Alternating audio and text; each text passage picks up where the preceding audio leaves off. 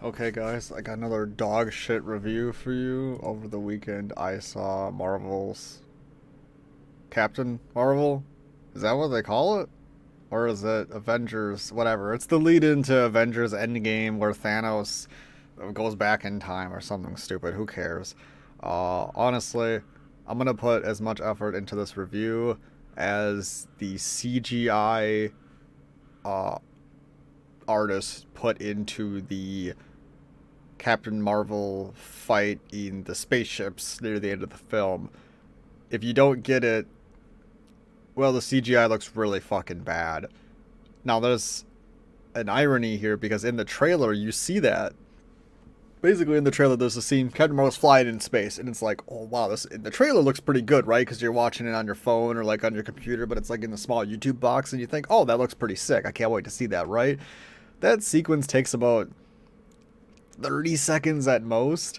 It is out of fucking nowhere, and the only part that's visible on Miss Marvel's, what the fuck to even call her, Brie Larson's face, the only part that you can see is her lower jaw as far as her skin is concerned for the CGI effects. But my god, I've people talk about Uncanny Valley and you see it in the eyes and maybe how the mouth moves, but you can see it in her jaw. It just looks, there's something fucked up there. I mean, Brie Larson's jaw already is like, scooping up attention all over. Yeah, the movie has like, a big opening weekend just because it's being hailed as like feminist and like leads into Avengers Endgame. It also has some like pro immigration sentiments to it a little bit. At one point, the film gets very political out of nowhere, and then gets unpolitical. But the one, and that would be that's dumb. But what is good is the lesbian theming in the movie is done well. But then when it comes time to like have some fucking balls, nothing happens. Total cop out, total like, we want this movie to do good in China, therefore we can't have gay couples in the film, but we're gonna tease it in. We're gonna tease it in. Fuck you, movie. Fuck you. Have some fucking balls. Show some goddamn respect and dignity. Goddamn. And anyway, the movie's a 4 out of 10. The first 45 minutes are fucking boring and incomprehensible until Brie Larson and Samuel Jackson pair up. Their chemistry is pretty fucking good. Samuel Jackson's probably in his A game. Like, he's pretty good. I feel like he's not hamming it up, but I feel like the direction he got was kind of telling him to ham it up a little more than he needed to. But I felt like he was really within range that his character needed to play for where he was. Also, he looks really good for a prequel. I mean, I know he's older, so they did a really good job with his makeup and everything. He looks fucking great. And then Brie Larson has, honestly, her attitude is very attractive. Her face and outfit and body, no, like 0 out of 10. Like, she's probably the least attractive Avenger I've ever seen. But her attitude is pretty hot. I gotta admit, I thought her kind of, I wouldn't say it's a sassiness, but it's a kind of feminist attitude that I think might piss off a lot of fans because they're incel virgins. But she has this kind of like, I'm gonna do it my way kind of attitude, which I think is really empowering because there's a scene near the end.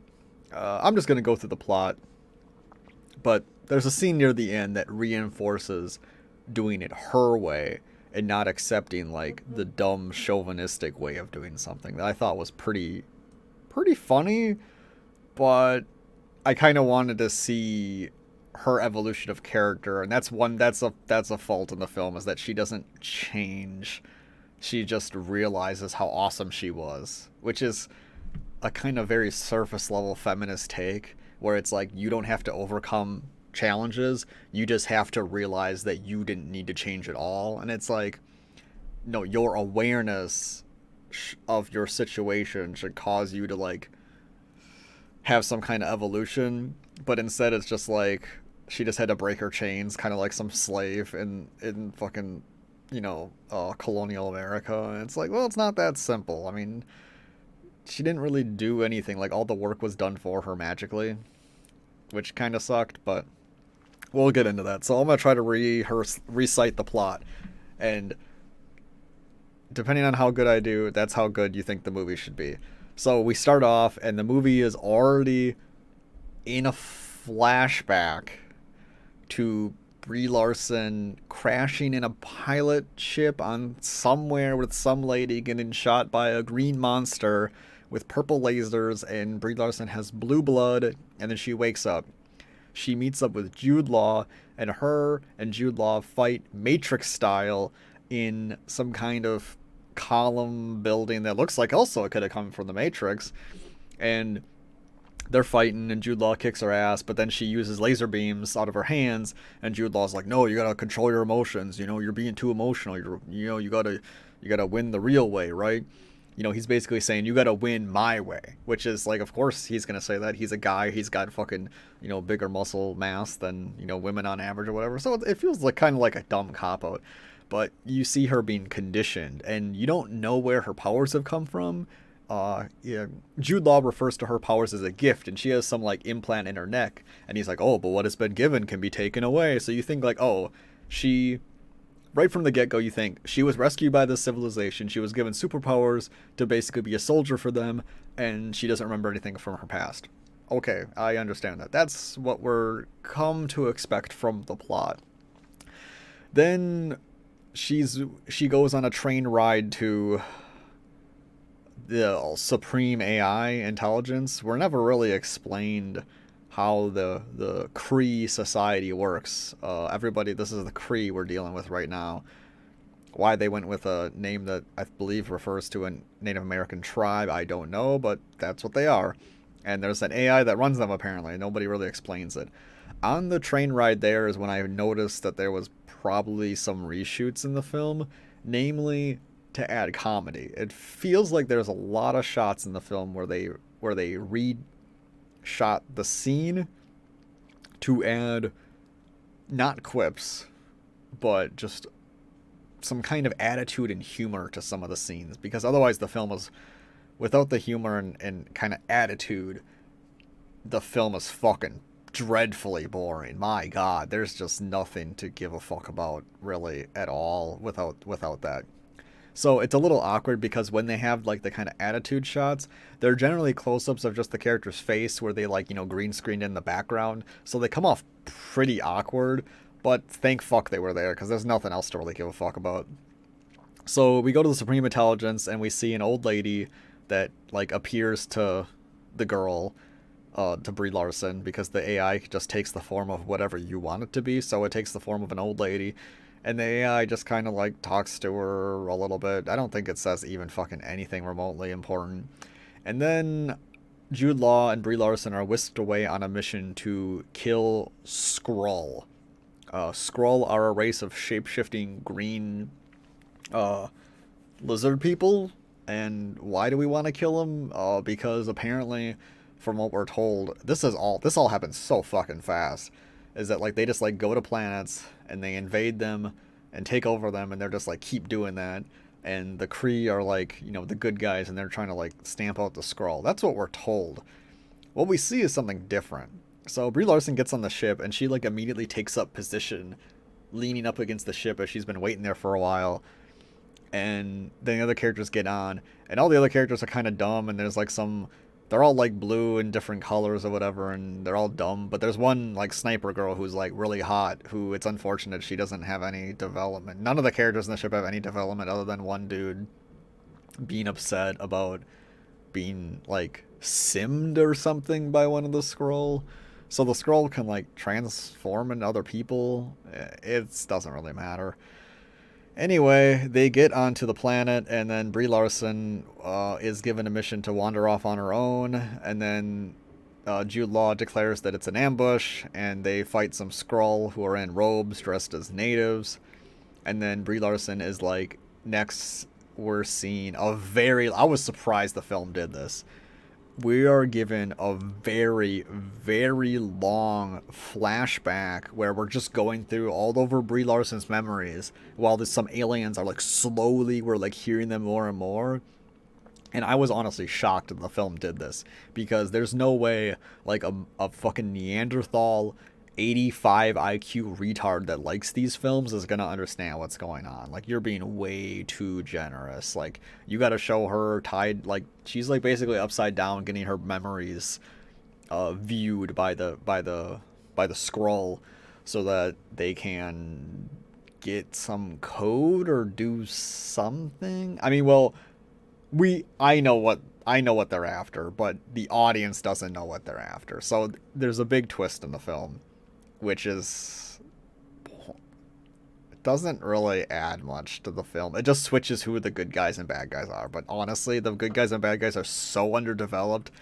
Who gives a fuck? Honestly, who gives a fuck? So Brie Larson like breaks her chains by like using her heat beams, and she fights a bunch of the Skrull on the spaceship in an action scene that is dumb. And Brie Larson, this is where we first learn Brie Larson doesn't know how to walk. Like, in the whole film, whenever she's running or walking or anything, she just has the most like just lacking any kind of confidence gait I've ever seen of any human being of all time. She cannot fucking walk. But there's a cute scene where she's fighting some dudes, and she doesn't have like shoes on or whatever, so she like goes and she like beats up some guy and gets her boots back, and she's got boots on, and then she's like running around again. I thought that was kind of funny, because like I wasn't sure if it was trying to make fun of the fact that women like shoes, or just the fact that like people like to have shoes to wear. It could have gone either way. I didn't really know what was supposed to be like a kind of feminist joke for women, or like a joke that was just there. And there's a few things like that in the film. I don't really know, but whatever. Next, Brie Larson evacuates the ship because she like blew it up, and it turns out the Skrull ship was outside of Earth. So when she lands in a blockbuster, and then Samuel Jackson, or a mall cop, shows up, and she starts calling her homeworld. And they're like, oh yeah, well, you know, just do whatever, we'll come get you, blah, blah, blah, blah, blah. And Brie Larson is like trying to stop the Skrull from taking over Earth. And Sam Jackson's like, hey, what's going on? And then when Sam Jackson's talking to Brie Larson, here's the first like plot inconsistency, is that Brie Larson makes the call to the Kree homeworld, or Jude Law, at like night. And then it's morning, and she's still on the phone outside, and then Samuel Jackson's there. Like, what the fuck was that? Like, how did it change from night to day, and she's just still on the phone, but she hasn't said any more words? Like, that was kind of dumb. But yeah, Brie Larson and Samuel Jackson get shot at by some Skrull aliens because they're invested in killing her now. I don't know. Before they wanted her memories, but now they want to kill her. Maybe their guns were stun guns. I don't fucking know. I mean, I'm pretty sure they killed the one dude, but whatever. Anyway, some weird shit happens. I don't even remember. Brie Larson and Samuel Jackson team up to go into a military base to find out what happened with Lawson. And basically, Lawson is the name of the lady that Brie Larson sees when she talks to the Supreme Intelligence, the AI, back on Kree World. So we're piecing it together as that the old lady, that was the old lady that was in the first cutscene, or the first like flashback in the movie, where she was seeing the old lady that got shot. So like, she was somebody who meant something to her in another life that she doesn't remember, and she was working on some kind of space-faring technology. And she was on Earth. She's on Erath, so that's important somehow, because we're humans and we care about Earth, apparently. So during this time, the Skrull have like infiltrated some of the higher echelon commands of the military or something, and they're also looking for Samuel Jackson and Brie Larson. And they're able to escape with the help of some actor, Ben Mendelsohn or something. Everybody on Reddit loves him, so if I don't say his name or whatever, people who watch this review are gonna think I'm a total asshole and don't know the movies, even though honestly, I mean, if you care about like side actors like that, like, get a life. Who gives a fuck, honestly? Like, how much of a loser do you have to be to care about some side actor? Really? Like, Nobody's giving a shit about this dude. I mean, he did a good job, but like honestly, nothing against the actor, all against the audience reaction. Like, grow up. Like, who gives a fuck? It's a superhero movie. It's not art. It's shit. Oh, anyway, Brie Larson and Samuel Jackson escape in a fucking spaceship alien thing, and then they go and discover Brie Larson's lesbian lover. Now, the film spends a ton of time. There's a very long flashback. There's all this shit. Brie Larson finally gets some memories, and there's basically Brie Larson was an aircraft pilot for the U.S. military. She's not an alien. She's actually human, and she tried to escape with Lawson, the old scientist lady, but they got shot down by aliens, and then Lawson was killed. And that's just what we know right now. We don't really know a lot of motive, but we really get the suspicion that Brie Larson and the black lady who we meet up with now, that they're lesbian lovers. The black lady, I think her last name was Rambo. We're just going to refer to her as Rambo. So, Rambo has a kid. Brie Larson and her are, like, really... There's a lot of flashbacks that, like... They don't seem like they're just friends. They don't... Like, there's no guy in Rambo's life. They have a daughter. The daughter immediately starts talking to her, like... You know, they call her auntie. And, like, we get the ideas. Like, the film takes place, I think, in the 80s... But the relationship, I think like 84 at the latest. So, Brie Larson and Rambo's relationship would have had to have happened 6 years earlier, because that's the chronology of the film that sets up, is that Brie Larson has been gone for 6 years. So that would have been like maybe late 70s. So, yeah, not a good time to be gay. I mean, still, nowadays, it's still not exactly a good time to be gay, but definitely not back then. Definitely not in the military. So you understand why it's under wraps.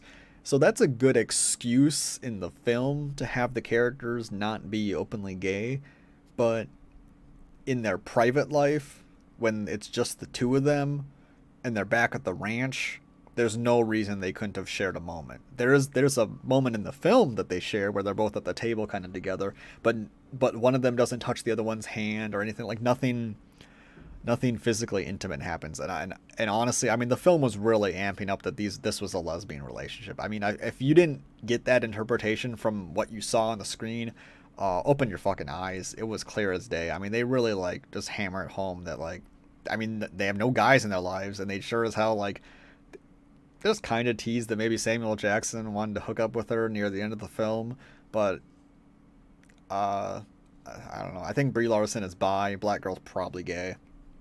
That's what it seemed like.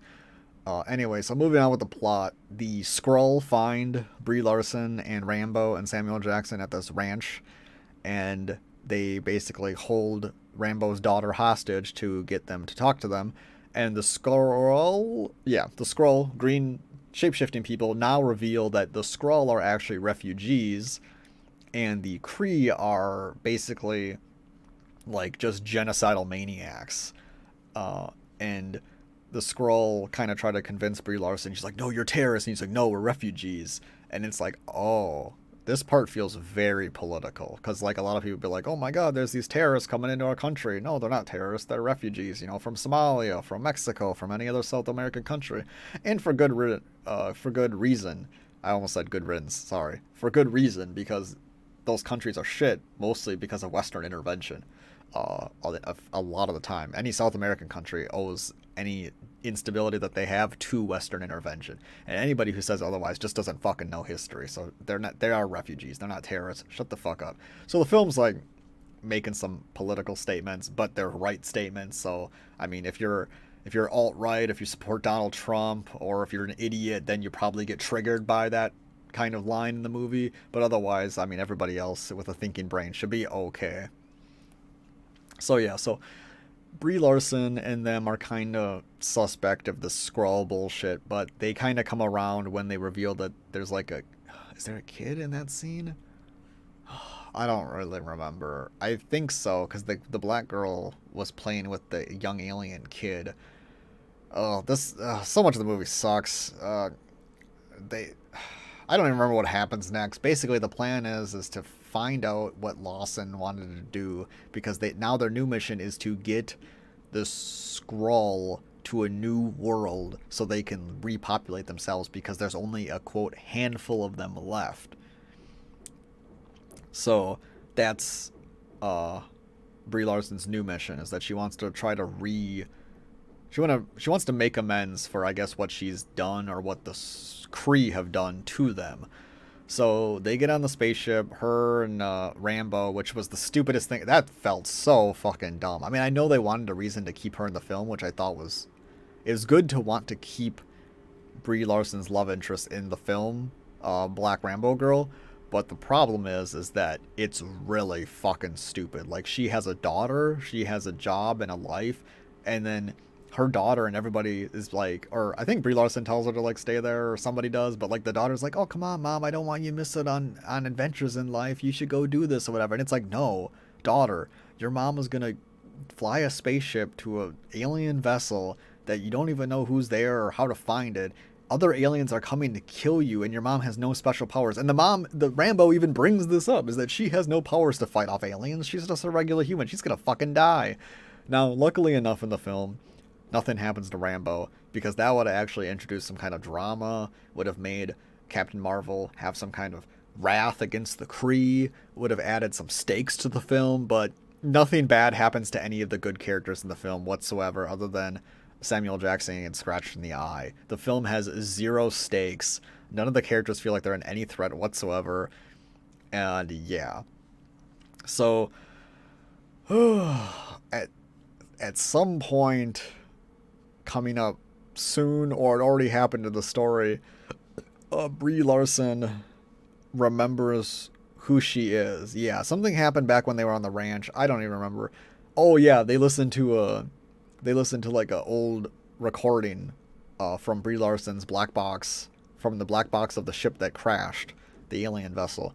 And Brie Larson just says some meaningless dialogue that is not important at all, but for whatever reason it unlocks her true memories. So here's what really happened. The thing that we saw at the beginning of the film is actually a fabrication of her memory. What really happened is Brie Larson and Lawson are flying away on the alien ship. Lawson tells Brie Larson that there's not a lot of time, the old lady. Then the Kree shoot down Lawson's ship, and then when they're on the ground, Brie Larson's like confused, and then Lawson, the old lady, gets out. She's got a gun. She's like, we have to destroy the engine now. We have to destroy the core or whatever before they get here. There's not a lot of time. I'm sorry I got you involved in this. And then the Kree guy shows up and just shoots grandma lady in the chest, and she dies. And then Brie Larson's like, oh, you're gonna kill you. And the guy who shot her, the guy who shot grandma, is Jude Law. That was the twist, is that Jude Law was the bad guy, but they implanted in Brie Larson's mind that it was actually some Skrull guys, but it was actually Jude Law the whole time. Jude Law's the bad guy. So that was pretty crazy. And then Brie Larson shoots the engine, and the engine explodes, and then the engine was made out of the blue, the Tesseract, the blue Infinity Stone. I'm not a virgin enough to know what the blue stone is, but the engine in this ship was made out of the blue Power Stone, and then that like goes into Brie Larson, and then that's where she gets her like superpowers from. Is that there's nothing about her that's special, like other than being a woman in the military and overcoming a lot of difficulties for being a woman. That the film does a montage of this later on, is that it really emphasizes like, you know, I might be a woman, I might not be as strong as men or whatever, but as long as I get up, I can succeed. That's a point that the film like has a strict montage for, and they do a pretty good job of it. I thought that was pretty impactful. I thought that was good. But like, as far as the plot goes, there's like, who gives a fuck about Brie Larson? Like, she just has superpowers that she just was so dumb she forgot about. So, oh yeah, oh by the way, the little thing in her neck that's like talks about like giving her powers and taking them away, that was just an implant to like inhibit her powers. So like she like rips that off, and now she like gets a new suit, or like she gets it colorized. The little black girl helps her colorize her suit, and they basically choose like some, you know, red, white, and blue kind of scheme so she can look patriotic and American. Kind of ironic considering that since she's in the U.S. military and she obviously has a gay relationship that's also interracial, you'd think she wouldn't be that patriotic, because the society that she's repping would not rep her. They would not support her in that era. So that's a little ironic. But the movie isn't that deep, so they're not even going to go into that. Oh, there's one more thing too, is that before the scene that reveals that Jude Law was the bad guy in the beginning, Jude Law is also talking to Ronan the Accuser in a basically throwaway line that kind of makes you think like, wait, why is Jude Law talking to Ronan? Isn't he the bad guy from Guardians of the Galaxy? So that's kind of weird. So for whatever reason, Ronan and his accusers are showing up to just blow up Earth. That's what they do. And there's a big skerfluffle on the ship that Rambo and Brie Larson and Samuel Jackson fly to. She fights her old crew. She kills the sniper girl in a kind of unceremonial way. She kills the other guy. Like, this part was so tonally fucking bad. And that's the problem with the film. The film has a really bad tone in that, like, you'll have a serious scene, and then within that scene, you'll have comedy that will, like, just really not feel funny. I mean, if you have an 80 IQ, then you'll laugh. Like, the people in the audience, they're like, yeah, that's a joke, that makes me laugh. But it's not fucking funny when you have, like, a character die or, like, a bunch of tragedy happen, and then they're, like, slinging jokes in the same scene. That doesn't work. Or they'll have, like, a serious scene and then, like, a comedic scene right after with no kind of preamble. It'll just go right into it. And it's like, dude, you can't, like, you're fucking going in raw dog. Like, you have to, like, ease the tone back in. So tonally it was bad, but nothing gets as bad as this. This is the worst tone scene in the film, is that Brie Larson is about to fight her old crew with her new superpowers. From what we can tell, she should be able to just destroy them all within seconds. I mean, honestly, she's basically immune to all damage. She's powerful as shit, and she's got laser beams that she can just swing around like a madman. Like, she's literally a fucking monster. But for whatever reason, she's retarded. So as she's about to start fighting her old crew, the Kree, the Gwen Stefani No Doubt song, I'm Just a Girl in the World, starts playing, and it really doesn't match the scene. It's really fucking awkward, because you're supposed to have this, like, tense dramatic scene where she has to fight her old friends, but instead it seems like they all hated her and they're all, like, just, like, so gung-ho to fight her. And then the sniper girl's like, oh, I always hated you. She's like, oh, is that, and then I think Brie Larson says, like, oh, is that why we never hung out?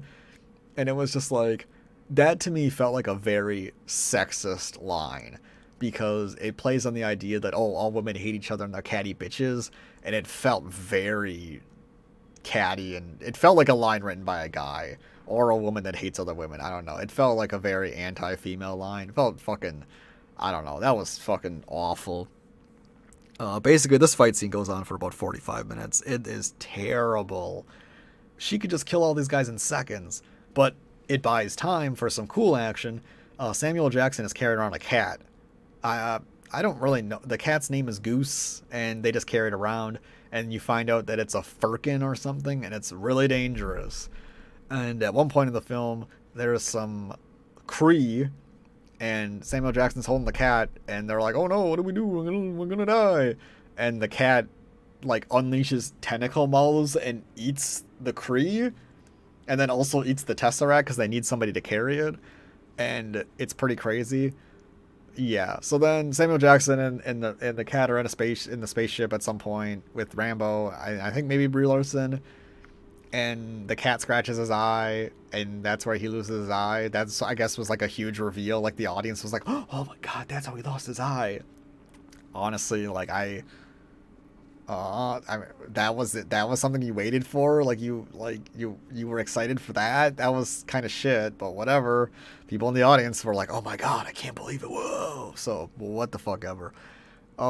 Then there's just, like, this is when we get to the ball-numbing action from the trailer. So, like, I was actually excited for this because I'm like, finally, thank fucking god, this dumb bitch is gonna use her powers and it's gonna look cool as shit. And then you see the CGI. Like, she gets her helmet on and it goes CGI. It's so fucking, it's plain as day. It looks like shit. It looks like a cutscene from a video game from 2006. It is so bad. It looks worse than Superman 64. It is so fucking bad. And she's, like, flying around and she's doing this, like, cool acrobatical stuff.